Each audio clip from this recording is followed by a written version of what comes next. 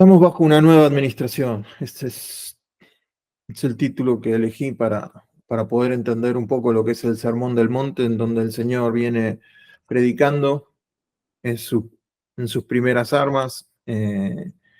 Está ante la multitud de los don nadies, de los que han sido sanados, de los que han sido liberados. Y están ahí, gente que no tenía acceso a un templo, gente que no tenía la capacidad de leer, y solo te conocían de Dios de oídas. Por eso el Señor siempre les repite, como vimos al principio, ustedes escucharon que fue dicho, pero yo os digo.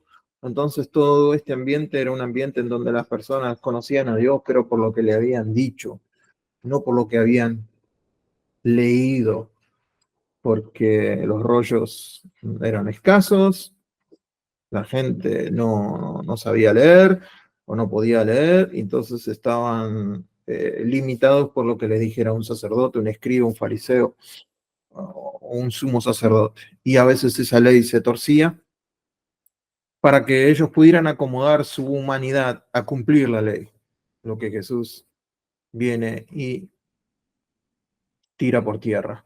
Entonces el reino es proclamado. El Señor habla acerca de las bienaventuranzas en el Sermón del Monte, en primer lugar.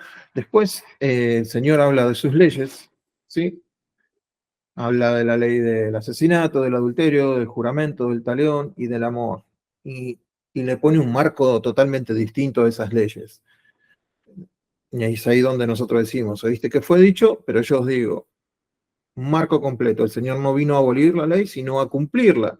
Pero no vino a cumplir la ley que ellos predicaban o que ellos sabían. Él vino a cumplir la ley en el espíritu con el que el Padre la quiso dar. Por eso cuando oramos en el cara a cara que queremos conocer la verdad como Dios quiere que la conozcamos. No quiero conocer la teología, no quiero conocer la doctrina, ya estoy harto de las doctrinas, de las teologías, lo que quiero conocer es el corazón del Padre, lo que quiero conocer es el corazón de mi Salvador, lo que quiero conocer es lo que Él me dice. Y entonces, y cuando nos damos cuenta que lo que Él nos dice, ni siquiera una coma se corre de la ley, sino que la completa, la, la interpreta de la mejor manera. No solo a nivel intelectual, sino a nivel vida, la vive. Y después pasa a hablar acerca de las tradiciones, ¿no? En cuanto a la limosna, en cuanto a la oración, que es en donde estamos ahora. Ya. En cuanto a la limosna y la oración, el Señor hace una introducción, dice, no sean como los hipócritas, tanto para dar y tanto como para orar. No sean como los hipócritas. Lo repite dos veces. No sean como los hipócritas. No sean caretas, diría. Si hubiera estado el Sermón del Monte, lo hubiera hecho en Cierra la Ventana o en Tandil, en el Sermón de la Montaña o en Córdoba. En alguna, hubiera dicho, no sean caretas a la hora de orar. No te pongas una careta. Vacía tu corazón. Si yo ya sé lo que hay ahí. Hablemos cara a cara. Tengamos. Entonces, no seas como los hipócritas que oran así en público, que se paran y que quieren demostrar. Y yo me puse a pensar cuántas veces Eduardo, una persona que ustedes conocen, ha estado orando pensando a ver qué pensaban los que lo iban a escuchar, eligiendo las palabras para los que los iban a escuchar. Qué pérdida de tiempo, Eduardito, querido mío. Qué pérdida de tiempo. Te pusiste la careta. A Dios lo único que le interesaba era tu corazón en ese momento.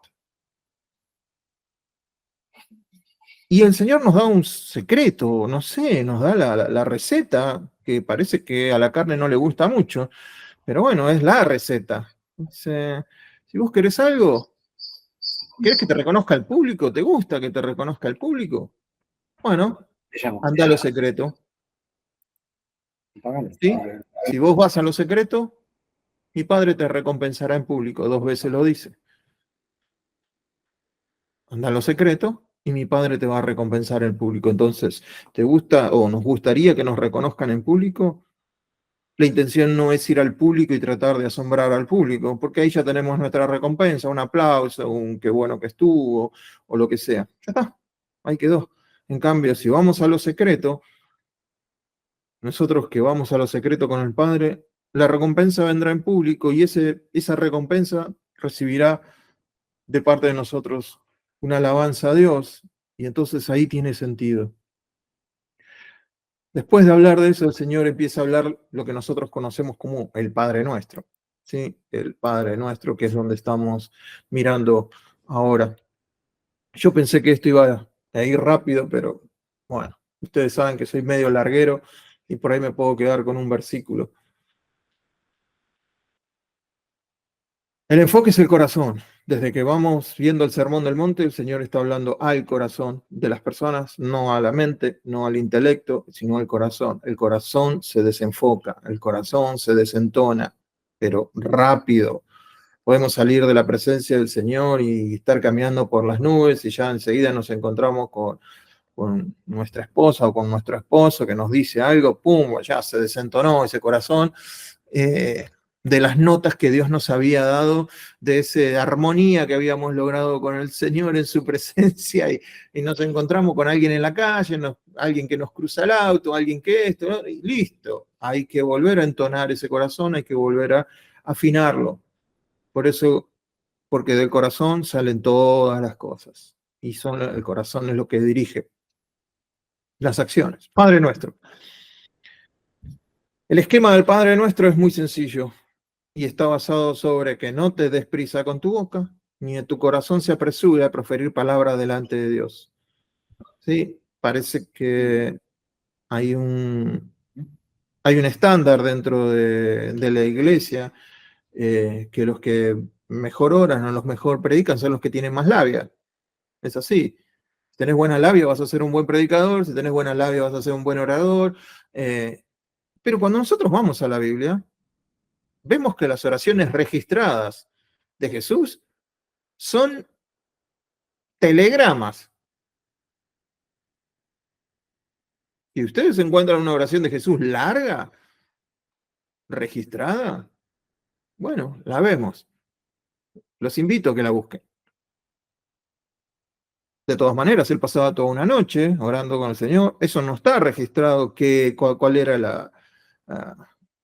la interacción en ese momento. Pero cuando oraba al Padre en público, era, bueno, papá, yo sé que vos me escuchás, pero lo oro por estas personas. En el nombre de Jesús, corran la piedra, sal. ¿Viste? Es muy sencillo. Después vemos a los apóstoles también, no tenían grandes oraciones. Es decir, mira, plata y oro no tengo en el nombre de Jesús, levantate. Entonces, acá Salomón dice, no te des prisa con tu boca, ni tu corazón se apresure a preferir palabra delante de Dios, porque Dios está en el cielo y tú sobre la tierra, por tanto, sean pocas tus palabras. Epa. Y claro, si nos ponemos a analizar, la oración es mucho más importante lo que Dios tiene que decirnos a nosotros que lo que nosotros le tenemos que decir a Dios. Si podemos poner en un porcentaje, le tendría que ser un 30 de hablar y un 70 de escuchar, un 30% hablando, un 70% escuchando, o quizás más. Sean pocas tus palabras, pero que sean las del corazón. El esquema, más o menos, el bosquejo de la oración, si podemos poner uno, es más o menos así. El centro es el perdón recibido y el perdón dado, y comienza con el enfoque en Dios y termina con un enfoque en Dios. Y en el medio de todo eso, las peticiones para nosotros mismos. Pero empieza siempre con Dios y termina con Dios la oración. Y nosotros hemos visto ya al Padre nuestro que estás en los cielos y entendimos que eso era una paradoja. ¿Por qué? Porque un Padre nuestro, pero que está en los cielos, la lejanía de Dios, el Dios trascendente, pero el Padre nuestro, un Dios inminente, un Dios que está 24 horas, los 7 días de la semana, los 365 días del año, ahí, disponible para nosotros, atentos como un Padre bueno. Y es nuestro Padre, pero es el creador de los cielos de los cielos no lo pueden contener, parece alejado, está en los cielos, pero es nuestro papá. Y tenemos que vivir con esa paradoja, con esa tensión, incorporar esa tensión. Santificado sea tu nombre, vimos la semana pasada. También parece, yo voy a santificar el nombre de Dios en la oración. Y entonces pudimos ver que no, que es mucho más profundo que todo esto. Y si no, los invito a que escuchen la enseñanza pasada, que tiene unos ribetes mucho más profundos de lo que nosotros nos imaginamos, porque nosotros, ya Dios es santo, no hay nada más santo que su nombre. ¿Y cómo voy a orar yo santificado sea tu nombre? Bueno, no voy a entrar otra vez en eso. Y para hoy vamos a ver otra paradoja. Venga tu reino, ¿sí? Hágase tu voluntad. Es como que yo estoy orando y diciendo, Dios, que se haga tu voluntad. Ah, qué bueno que Eduardo oró ahora, que se haga mi voluntad, ahora voy a poder hacer lo que yo quiero. Venga, ese es el Dios en el que creemos. No, ese sería un Dios muy chiquito. Venga tu reino, como en el cielo, también en la tierra. Y esto parece también una paradoja, ¿no? Es como un ser diminuto, dependiente totalmente de Dios, orando, venga tu reino, que no es una imposición, que no es un mandamiento a Dios, y hágase tu voluntad, tampoco es un grito demandando algo, sino más bien lo que vamos a ver hoy. Primeramente vamos a ver, venga tu reino. ¿Qué es el reino de Dios? El reino de Dios es el Padre, el Hijo, el Espíritu Santo, la Trinidad en su esplendor máximo. Tenemos que entender que cuando Jesús está explicando eso, Jesús mismo estaba bajo un reino, con un emperador y un gran ejército. Nosotros no conocemos hoy lo que es un reino. Lo más cercano que tenemos es el reino animal. Y no estoy hablando de los políticos argentinos, estoy hablando del reino animal, que tiene cuatro patas, ese. Pero un reino, nosotros no hemos tenido presidentes, pero reino, Jesús sí estaba hablando de un reino y entendía lo que era un reino. Y mi pregunta acá es, ¿realmente queremos que venga el reino de Dios? ¿O lo decimos porque es algo que hay que decir? ¿Realmente te la bancás que venga el reino de Dios? ¿Y que se haga su voluntad?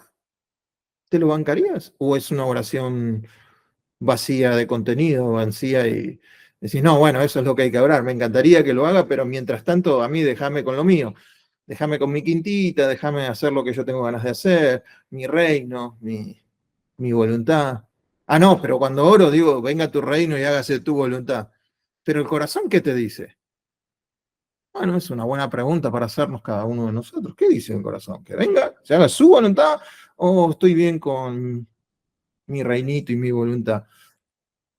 El reino básicamente es la manifestación de la presencia de Dios, sobre todo la manifestación de lo que es el Padre, y esa presencia se ve a través del gobierno de su Hijo Jesús, como rey, como sumo sacerdote, resumido, Melquisedec, y se manifiesta en y a través de la iglesia por medio del Espíritu Santo. El reino de Dios no es la iglesia de Dios. La iglesia es el instrumento que el reino de Dios utiliza para que el rey sea conocido. Dos cosas distintas, la iglesia y el reino. Entonces, tenemos con el Padre la presencia del Padre, la manifestación del Espíritu, pero el gobierno es el del Hijo. La Trinidad le ha dado todo el gobierno. Él es el Rey de Reyes, Señor de Señores. Él es el que tiene el gobierno en el cielo, pero lo que está pidiendo Jesús es que oremos que también en la tierra. Entonces el gobierno de la tierra, este reino se encuentra con otro reino en la tierra, con el cual disputa, con el cual se encuentra y es antagónico, es el antirreino, es el sistema de este mundo, es el antirreino de Dios. Y este reino está gobernado por los deseos de la carne, por los deseos de los ojos y por la vanagloria de alcanzar gloria entre la gente, entre que toda gloria que no es de Dios es vana gloria. Toda gloria que no lleve la gloria a Dios es vana gloria. Por más que tengas títulos, por más que seas creyente, por más que, si no estás llevando gloria a Dios, es vana gloria. En cambio, ese reino que no había tenido contraparte hasta que vino el rey a la tierra, el reino del Hijo se expresa a través de la eclesía, a través de la asamblea de los creyentes, a través de la comunión, a través de la comunidad de creyentes, que es el instrumento que este rey tiene para darse a conocer al mundo y para desplazar el reino de las tinieblas con este reino que es el reino de la luz. ¿A través de qué? A través de la proclamación, la encarnación y la demostración de este reino. Entonces, ¿qué hace la iglesia? Proclama a este rey, proclama que ya vino, que ya nació, que ya lo crucificaron y que resucitó y que ahora está en gloria. El rey reina. Todavía no del todo, pero ya está sentado en gloria hasta que el Padre ponga a sus enemigos en el estrado de sus pies y él venga a reinar a Jerusalén ya por siempre y para siempre junto con todos aquellos que le creen. Entonces tenemos este rey. Dios intentó hacer un reino de sacerdotes con Israel y Israel falló porque empezó a mirar lo que era el reino y se lo empezó a crear paredes alrededor y empezó a aislarse del mundo, cuando en realidad ellos eran un reino de sacerdotes, gente santa, para que el mundo conociera cómo era Dios. Sin embargo, Israel incorporó todo lo que Dios le dio, se cerró, hizo una religión de eso y trató de no mezclarse con los demás. Entonces, ahí falló Israel en ese propósito. En el Nuevo Testamento, Pedro nos dice, nosotros somos ese real sacerdocio que alguna vez fue Israel, ahora lo es la iglesia. Somos una nación santa, un pueblo adquirido por Dios para anunciar. Hay un para qué, hay un propósito. ¿Para qué?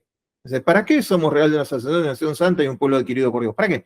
Para que anunciéis las virtudes de aquel que os llamó de las tinieblas, del reino de las tinieblas, al reino de luz, al reino de luz admirable. Y ese es nuestro propósito. Somos un real sacerdocio, no para cerrarnos, no para mostrarnos a nosotros mismos, no para predicarnos a nosotros mismos, sino para anunciar las virtudes del rey. No hay reino de Dios si no hay rey. Y porque hay un rey, hay un reino. Y nosotros somos sacerdotes de ese reino. Somos un reino, pero de sacerdotes, de aquellos que son de alguna manera el sacerdote que es el vínculo, es el vínculo entre la gente y Dios y entre Dios y la gente. Entonces, podemos anunciar esto. Cuando pedimos que venga tu reino, es para que todo sea en el rey, por el rey y para el rey. No hay nada para nosotros. Nosotros viviéramos en un reino, nosotros como si fuéramos buenos súbditos del rey, viviríamos para el rey, daríamos nuestra vida por el rey. Estaríamos constantemente pensando en el beneficio para el rey.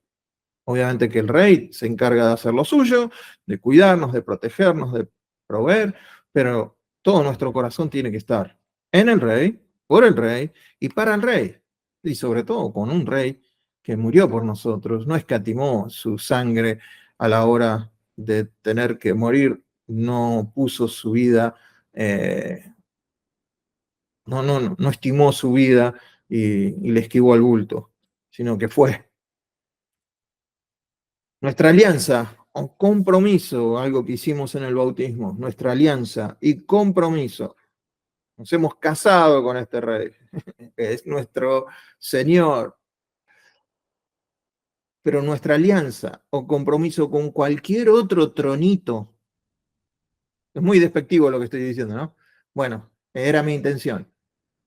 Cualquier otro tronito al que nosotros con el que nosotros hagamos alianza o hagamos un compromiso, que le entreguemos el corazón a otro tronito, del sistema de este mundo es, no me animé a poner adjetivos.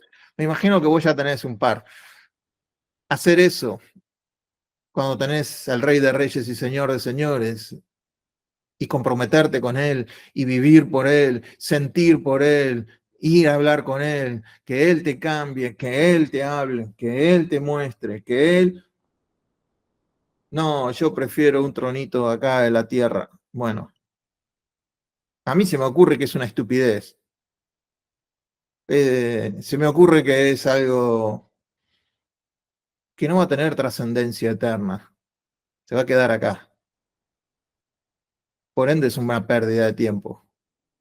¿A quién le gusta perder el tiempo? Levanten la mano a todos los que les gusta perder el tiempo. A todos los que les gusta edificar con paja, con hojarasca. A ninguno de nosotros. Entonces tenemos que rever todos nuestros compromisos, todas nuestras alianzas desde el corazón. ¿Con quién? ¿Para quién lo estoy haciendo? ¿Por qué estoy haciendo lo que hago? El reino judío tenía una visión. Era esta. Voy a ir rapidito porque esto ya lo hemos visto. El día del Señor iba a llegar, el libertador prometido daría lugar al reino de Dios. Esto es cuando los judíos que estaban escuchaban reino de Dios, tenían esto en mente. Iba a venir el día del Señor y el libertador ungido destruiría a Satanás y restauraría el gobierno de Dios sobre la tierra. Entonces iba a haber ese momento, ese día del Señor, que dicen todos los profetas. Se terminaba el reino de Satanás y empezaba el reino de Dios. Punto, ya está. Así, simple. Todos los que escuchaban a Jesús hablar del reino tenían esto, lineal, antes y después. ¿Qué pasó? Se murió el que decía que iba a ser rey. Aunque Pilatos le puso el cartel rey de los judíos en 3 idiomas, se lo puso en la cruz, se murió. Hasta los mismos discípulos decían, los que iban caminando de Maús, dicen, ay, nosotros pensábamos que era el que iba a restaurar a Israel, pero bueno, hoy ya es el tercer día que está muerto. Los mismos discípulos, porque tenían esta visión del reino. Jesús habla con los discípulos 40 días después de resucitar, les habla del reino y todavía le preguntan, Señor, ¿restaurarás el reino de Israel? No les toca saber a ustedes los tiempos ni las sazones, sino en la sola potestad de mi Padre. Ustedes vayan a Jerusalén, que van a recibir poder y van a ser testigos, nada más, de este reino. Entonces nosotros tenemos que entender que a la muerte de Jesús, en realidad hay una gran discusión. Yo estoy más del lado que creen que el reino de Dios se estableció con el nacimiento, no con la muerte de Jesús. ¿Por qué? Mi postura es que los reyes, o sea, los magos que vinieron del oriente, vinieron a adorar al rey que había nacido. Herodes mató a todos los chicos porque había un rey que había nacido. Entonces, para mí ya el reino es desde el nacimiento. Algunos lo pueden tomar desde la cruz y otros lo toman desde la resurrección. Y otros lo toman desde la glorificación, donde en realidad ocurre la glorificación de Jesús, donde Dios lo pone como rey. Pero sea así como sea, Satanás empezó desde la caída de Adán y Eva, su reino, pero el reino de Satanás tiene fecha de vencimiento. ¿Sí? Otra vez, como siempre digo, el reino de Satanás no es un producto chino que no tiene vencimiento. El chino lo pone otra vez en la góndola y no se vence nunca. No, acá sí tiene vencimiento. Se vence. Va a tener un momento en que va a ser derrotado. A los ojos de Dios ya está derrotado, porque Dios ve el hecho ya consumado. Nosotros lo vemos lejos porque no tenemos la mirada de Dios. Pero entonces el reino empezó a existir con Cristo en la tierra. Pero algunos me dicen, pero no pasó esa dualidad que pensaba el judío. No, lo que tenemos que pensar ahora es un reino presente y futuro. Que este rey que murió vino a destronar a Satanás, no a los romanos. Y entonces tenemos un reino que nosotros estamos dentro del reino de Dios, del tiempo del reino de Dios. ¿Sí? Entonces las dos eras que veían los judíos, ahora nosotros la vemos, pero como una superposición. Están superpuestas. Está el reino de Satanás, pero también está el reino de Dios. Y entonces tenemos que ver esa paradoja, esa tensión. Es un reino presente y es un reino futuro. Es un reino presente, ¿por qué? Porque nosotros, sus súbditos, estamos acá, predicamos a este rey se hace visible con milagros, señales, prodigios. Está en acción el reino de Dios. La gente se sigue salvando, entonces es presente. Pero ¿dónde está el rey? Y el rey todavía está sentado a la diestra del Padre hasta que, cuando ese hasta que termine y él venga a reinar, ese reino va a ser presente, ya no va a ser futuro. Entonces, cuando decimos venga tu reino, es aprender a vivir en la tensión del ahora y del todavía no. Venga tu reino. ¿Cuál? ¿Dónde? ¿Cómo? Bueno, venga tu reino. ¿Qué estoy diciendo? Bueno, que su reino se establezca. Pero si Jesús dijo que ya el reino estaba en medio nuestro, ¿por qué tengo que orar que venga tu reino? Bueno, porque se haga presente en nuestros corazones, que se haga presente en nuestras decisiones, que se haga presente en nuestro corazón, que realmente mi corazón lata por el rey.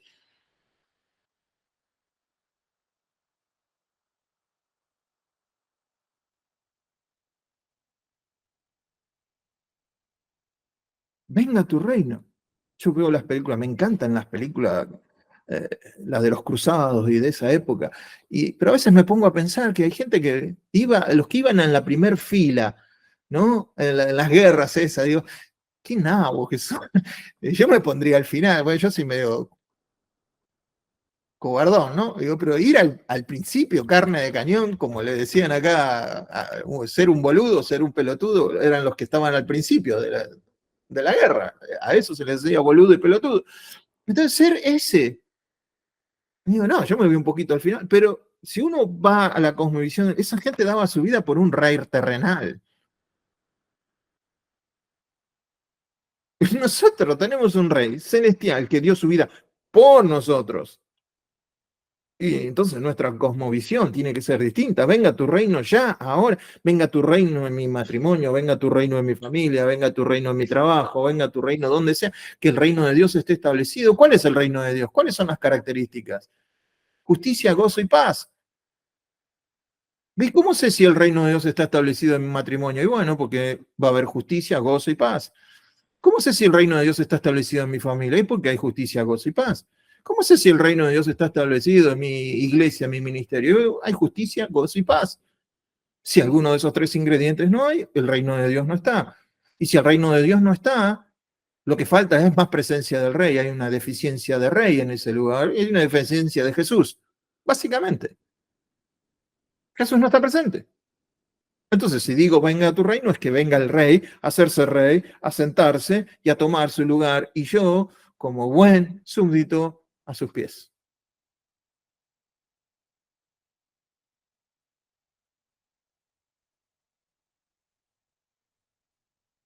Bien, esto es en lo que tiene que ver con el reino.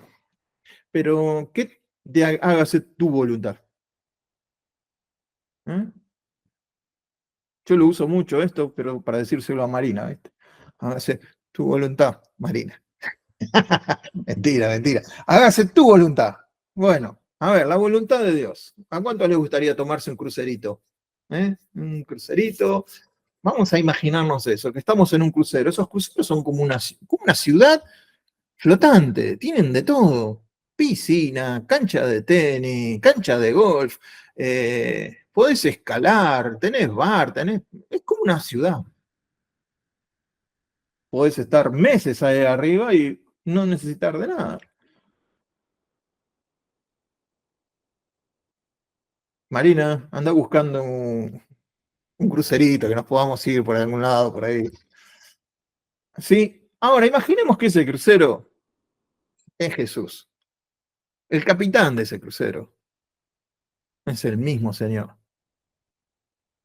La voluntad de ese capitán es llegar a puerto. Tiene un destino. Y entonces tenemos que entender otra vez tres tipos de voluntades. La voluntad perfecta de Dios. La voluntad perfecta es lo que Él quiere que se haga. pero puede ser rechazada esa voluntad, esa inclinación de Dios, entonces el telema de Dios, puede ser rechazada. Cuando es rechazada esa voluntad de Dios, entonces encontramos que aparece la voluntad permisiva de Dios. A esa persona que rechaza a Dios, Dios le permite vivir sin Él. Le permite tener sol, le permite tener oxígeno, le permite tener agua, le permite vivir, le permite, aun cuando lo está negando a Él. Hay una voluntad de Dios ahí, entonces podemos entender esa voluntad como permisiva. Y la otra voluntad es la voluntad absoluta de Dios. Es el plan determinado de Dios, es el designio de Dios, es el propósito de Dios. Entonces, en estas tres voluntades nosotros tenemos que entender cuando pedimos, hágase tu voluntad, ¿cuál estamos pidiendo? La voluntad absoluta, por más que yo se lo pida, se va a cumplir. Esa no tiene tu tía. Por ejemplo, Dios quiere que todos sean salvos y que todos procedan al arrepentimiento. ¿Es verdad? Eso está en la Biblia, en 2 de Pedro 3. Dios quiere que todos se salven y que todos procedan al arrepentimiento. Esa es la voluntad, ¿cuál? Perfecta de Dios. ¿Todos son salvos? ¿Todos se arrepienten? No. Entonces, algunos rechazan esa voluntad de Dios y Dios los pasa al próximo casillero, que es la voluntad permisiva. Como en Romanos dice, Dios los entregó.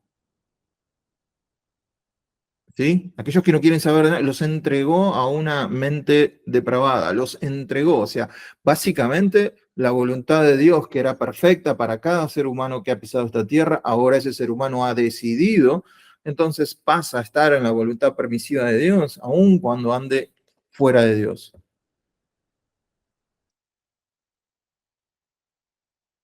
Entonces, acá básicamente es, hágase tu voluntad, no la mía. Y la que estamos hablando es de la voluntad perfecta, en donde nosotros podemos, son los preceptos de Dios, lo podemos encontrar en la Biblia. Estamos orando por eso, es la revelada, la voluntad revelada de Dios en la palabra. Yo me he encontrado, desgraciadamente, esta semana con, estas 2 últimas semanas, con personas que me dicen que no les gusta leer, que si no, mejor algún videíto, algo. Y yo estoy tratando, ¿no? Estoy tratando por la salud de mi próstata para que no se me inflame. Se me inflama un poco la vena de este lado cuando me dicen que no quieren leer y son cristianos. Y yo le digo, pero la base de tu crecimiento está en la lectura de la palabra. Lectura de la palabra.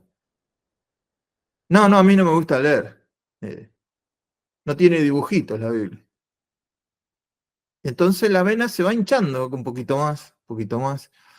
Y entonces la persona basa toda su creencia en videitos de predicadores y no tienen un cara a cara con el Señor. Y entonces sabe mucho de quien predica, quien lo dijo, qué, lo dijo el otro, lo dijo. ¿Cuándo te sentaste con Dios a recibir la voluntad perfecta de Dios, de parte de Dios, a través de su palabra? Yo no estoy diciendo que escuchar predicaciones está mal, no estoy diciendo que Dios no puede hablar por los predicadores. No estoy diciendo esto. Estoy diciendo que si esa es tu fuente, tu única fuente,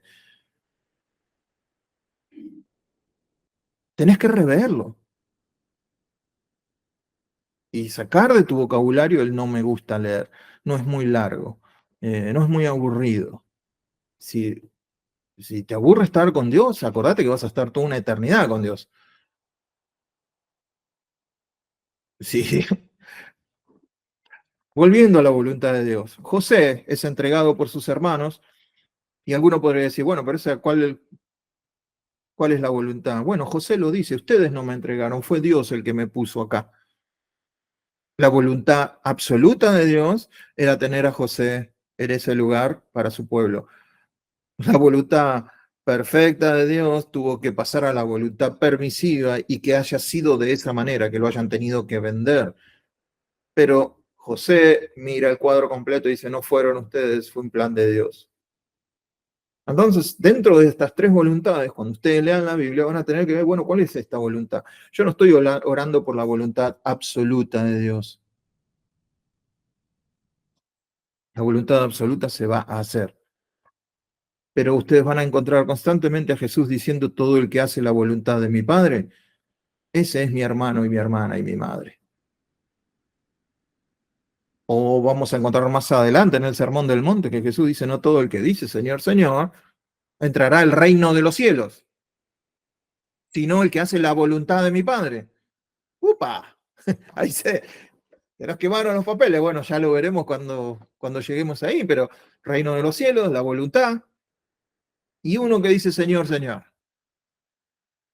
No, no alcanza con decir Señor, Señor para entrar al reino de los cielos.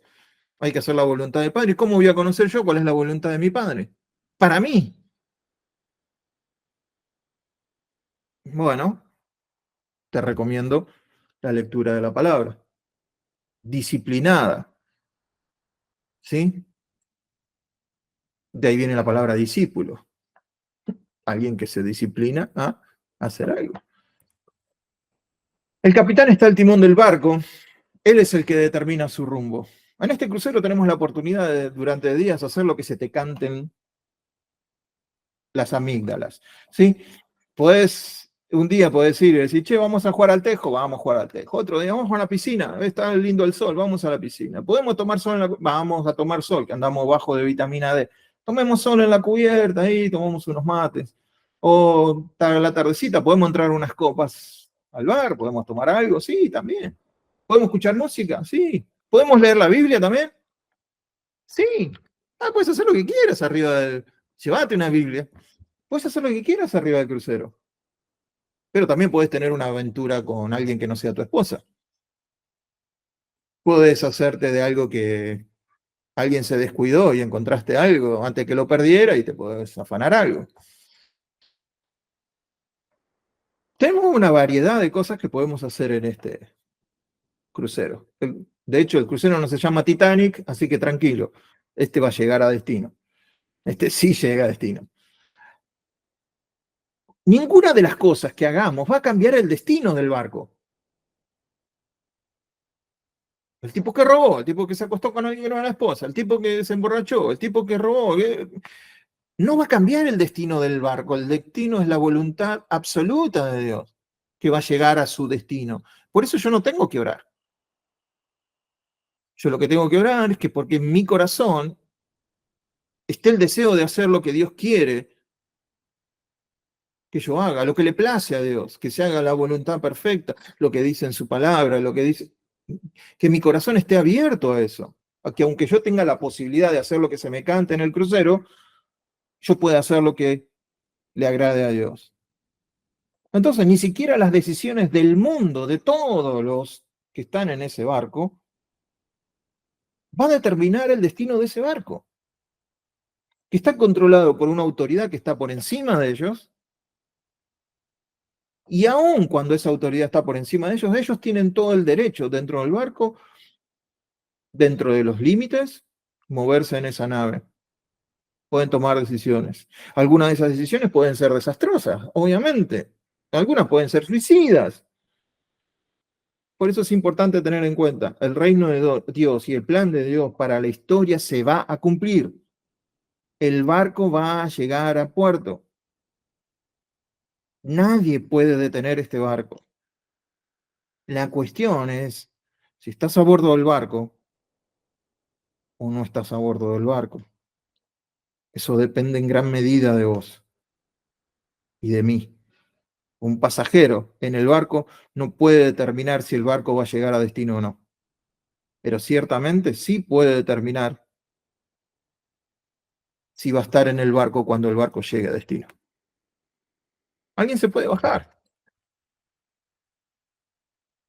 En el próximo puerto, donde hay, qué sé yo, hay unos cabarutes, me bajo ahí, o hay un shopping donde puedo comprar zapatos, cartera, y me entretengo demasiado y se me va el barco, me perdí en la vanidad en la feria de las vanidades. Puedo decir, esto no es para mí, yo me bajo en el próximo. Y esa es la voluntad permisiva de Dios. Pero nosotros oramos por la voluntad perfecta de Dios que se haga en mi vida, en mi corazón. El reino de Dios va a venir, va a hacerse presente. Entonces, ahora, vivo lo que es reino, lo que es la voluntad. Vamos a ver esto de hacerse en el cielo y en la tierra. Con esto ya terminamos. Hay tres primeras peticiones en el Padre Nuestro. Primero, el nombre, Padre Nuestro. El segundo, el reino. Y el tercero, la voluntad. Y que el reino y la voluntad sean en la tierra y en el cielo. Entonces, el reino. Esto no es automático porque si no Jesús no estaría pidiendo, venga a tu reino. No es algo automático, es algo que se tiene que hacer a conciencia. No es automático. Por eso se ora. El reino se establezca en mi matrimonio, en mi vida, en mi familia, en mi trabajo, en mi ministerio, que se establezca. El reino de Dios se aprende acerca del rey, se aprende de lo que el rey le gusta, se aprende de lo que el rey quiere. El rey va a consumar su reinado al fin de los tiempos, en el fin de la cosecha. Mientras tanto, vamos a estar con trigo y cizaña juntos hasta el fin de esa cosecha. La cosecha va a ser al final. Pero mientras tanto podemos decir, Maranata, sí, Señor, ven, ven pronto. El reino requiere disciplina de saber lo que quiere. ¿Por qué? Porque una vez que aprendo lo que es su voluntad, no me alcanza aprender y saber cuál es la voluntad, la tengo que obedecer, vivir en esa voluntad, hacer que la voluntad del rey sea mi voluntad. Y eso requiere disciplina, porque tengo que cancelar algunas cosas que a mí me gustan o que a mi carne le gustan para hacer las cosas que el rey me está pidiendo. Y no es, el reino de Dios no es un proyecto humano. ¿Lo puedo repetir? El reino de Dios no es un proyecto humano. En esta vorágine de palabras a veces le ponemos reino de Dios a, por ejemplo, había una radio que pedía ofrendas para llevar el reino de Dios a todos los rincones. Y constantemente era la pedida, no, para que podamos llevar el reino de Dios. No había palabra, no había estudios, no hablaban de Jesús, hablaban de cualquier cosa, pero cuando tenían que era para el reino de Dios. Básicamente, aunque sonaba muy lindo, eso era un proyecto humano. Y estaban pidiendo plata para que me banquen a hacer lo que yo quiero hacer. Traducido. En el reino de Dios. ¿Había justicia? ¿Había paz? ¿Había gozo? No.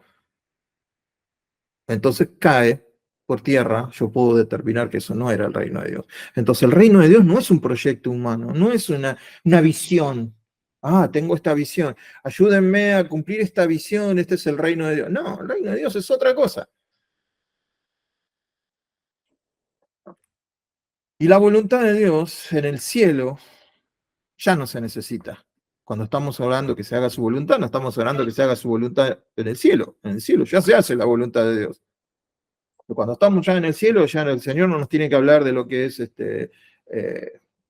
el adulterio, no nos tiene que hablar acerca de lo que es el arrepentimiento, no nos tiene que hablar acerca de lo que es la santidad, no nos tiene que hablar nada de eso porque ya estamos con Él, ya tenemos todo eso, ya no hay. Pero mientras tanto eso no ocurra, es necesario. Entonces, ya se hace su voluntad en el cielo. Entonces, ¿qué estamos pidiendo? Es que la voluntad perfecta de Dios se haga en mi corazón y que mi corazón viva por esa voluntad. No en mis voluntades, sino en la voluntad de Dios. Con esto voy terminando. La voluntad de Dios debe creerse y hacerse para entrar en el reino de Dios. Esta es la conclusión que yo saqué, ¿no? La voluntad de Dios debe creerse. ¿Cómo la voy a creer?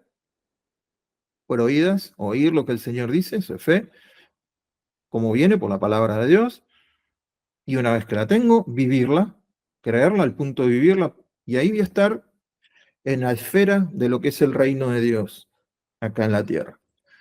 Y el reino de Dios debe vivirse y obedecerse.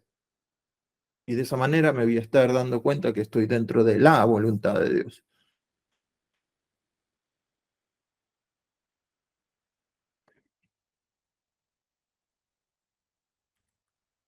hágase tu voluntad. Primero venga tu reino y hágase tu voluntad, como en el cielo, así también en la tierra. Es una petición un poco, wow, ¿no?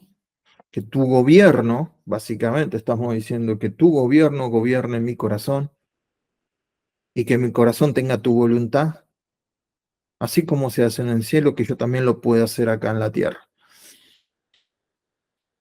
Si Jesús nos está pidiendo que oremos eso, es porque no es algo automático, no es algo que nace del creyente, no es algo que la carne produce, sino que es algo que tiene que ir en contra de la carne y es algo que produce un corazón renovado. Entonces es una buena oración decir, venga tu reino. ¿A dónde? A mi vida. Venga tu reino a mi matrimonio. Venga tu reino a mi familia. Venga tu reino a mi ministerio, a mi trabajo, a donde sea. Y ayúdame a hacer tu voluntad en mi vida. Que tu voluntad sea mi brújula, que tu voluntad sea mi norte, que tu voluntad, no la mía. Creo que alguien oró así, ¿no? Que no quería ir a la cruz y dijo, pero no se haga tu voluntad, no se haga mi voluntad, sino la tuya. Alguien oró así, ahora no me acuerdo quién, pero alguien importante en la Biblia. Nada, vamos a orar y, y los escucho y después celebramos la Santa Cena. Papá, venimos en esta mañana y te damos gracias, gracias, gracias, gracias, gracias por tu palabra, que siempre es refrescante, que siempre edificante, que siempre nos exhorta, nos eleva, nos amarrea, pero siempre produce algo, papá. ¿Y qué produce? Lo que vos mandaste que produjera. Así que en esta mañana queremos decirte que te pedimos perdón por las veces que hemos jugado a dos puntas, queriendo servir en tu reino, pero que cuidando nuestra quintita también. Que hemos jugado a dos puntas a veces, diciendo que hacemos tu voluntad, pero en realidad es la nuestra. Y ese corazón es un corazón, no es un insulto, es un corazón hipócrita, un corazón que está enmascarado. Y nosotros queremos desenmascarar todas las intenciones de nuestro corazón delante tuyo. Queremos tener un cara a cara en serio y reconocer las veces que hemos hecho cosas por nuestra voluntad para nuestro reino. Pero ayúdanos a orar, ahora que entendemos, o que pudimos meditar, no lo entendemos del todo, pero pudimos meditar en esto, que tu reino es otra cosa y que tu voluntad es otra cosa, y que si lo estamos pidiendo es porque necesitamos que ocurra. Poner el deseo en nuestros corazones de vivir por el Rey, para el Rey, de que la voluntad del Rey sea la que gobierne nuestras direcciones, nuestros compromisos, y no los nuestros. Quita todo miedo. Este Rey al que nosotros servimos es un Rey de paz, Rey de justicia, es un Rey que nos produce gozo cuando le servimos. Ayúdanos, papá, a reorientar todos nuestros deseos, anhelos, planes hacia el Rey, que todo enfoque hacia el Rey. Estamos en este barco y no nos queremos salir, pero también ayúdanos, aunque tenemos la posibilidad de hacer cualquier cosa, que realmente tengamos ganas de hacer las cosas que a vos te agradan. Te lo pedimos, te lo rogamos, en el nombre que es sobre todo nombre, en el nombre de Jesús. Gracias, papá. Amén.